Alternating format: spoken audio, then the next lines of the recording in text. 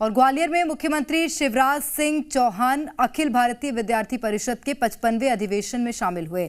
CM ने कहा कि उन्होंने सन 1974 में अखिल भारतीय विद्यार्थी परिषद ज्वाइन की थी। आपातकाल में उन्हें जेल जाना पड़ा। 2003 में होने वाले विधानसभा चुनाव को लेकर सीएम ने कांग्रेस पर हमला बोला और कहा कि उस वक्त प्रदेश में बिजली और शिक्षा बदहाल थी। सीएम ने कांग्रेस पर सत्ता के लिए देश के कई टुकड़े करने का आरोप भी लगाया है।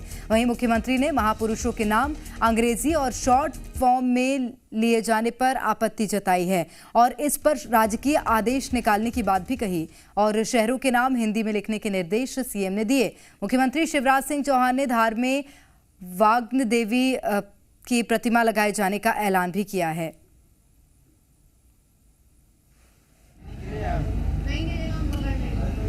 I love my mother.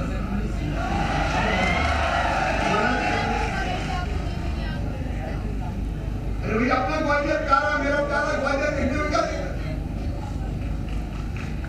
अब ये राज्य का आदेश निकलेगा कि नाम हिंदी में लिखे जाएंगे मध्य प्रदेश की धरती पर। जिसके अंग्रेजी इत्यादि पर एक ऊपर नहीं होगा। और पढ़ाई का मामला है तो अंग्रेजी कैरियर की बात होती है। वहीं मुरैना में अंबेडकर स्टेडियम में 3 दिवसीय किसान मेला और प्रदर्शनी का शुभारंभ सीएम शिवराज ने किया और कई विकास कार्यों की सौगात दी। किसान मेले में केंद्रीय मंत्री नरेंद्र सिंह तोमर समेत कई वरिष्ठ नेता मौजूद रहे। मेले में भिंड, मुरैना, ग्वालियर और श्योपुर जिले के 33,000 किसान शामिल हुए।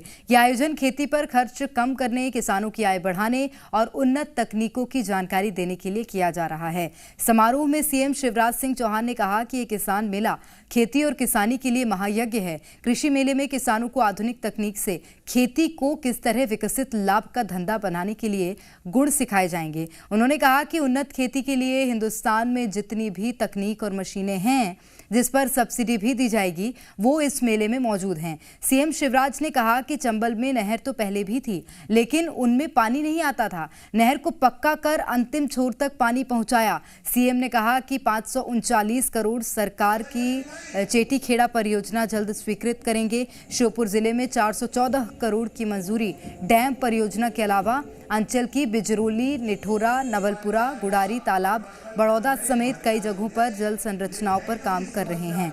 अब हर घर में नल से जल पहुंचाने का काम हो रहा है। वहीं समारोह में केंद्रीय मंत्री नरेंद्र सिंह तोमर ने कहा कि मध्य प्रदेश सरकार और केंद्र सरकार मिलकर काम कर रही है। ये कृषि मेला उसी का सफल उदाहरण है।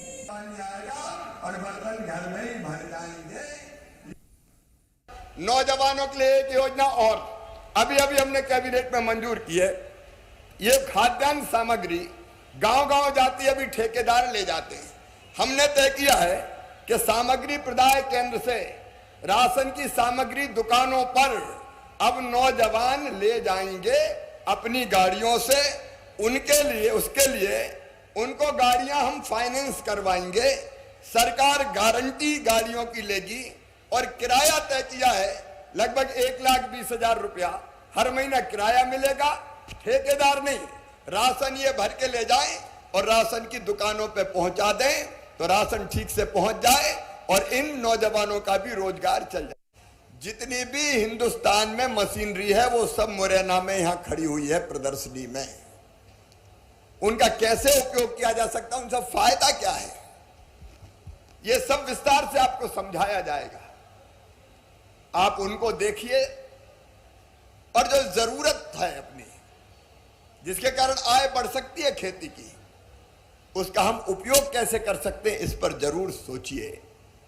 दूध का उत्पादन कैसे बढ़ सकता है, नस्ल कैसे गाय भैंस की सुधर सकती है। अभी मुझे तोमर जी ले गए थे तो एक पहाड़ा कीमत पूछी तो कहने लगे 8 करोड़ रुपया कितनी है। 8-9 करोड़। ये केवल तमाशा नहीं है। उन्नत किस्म के नस्ल सुधार के लिए अगर हम अपने पशुओं की कोशिश करें तो दूध का उत्पादन बढ़ता है।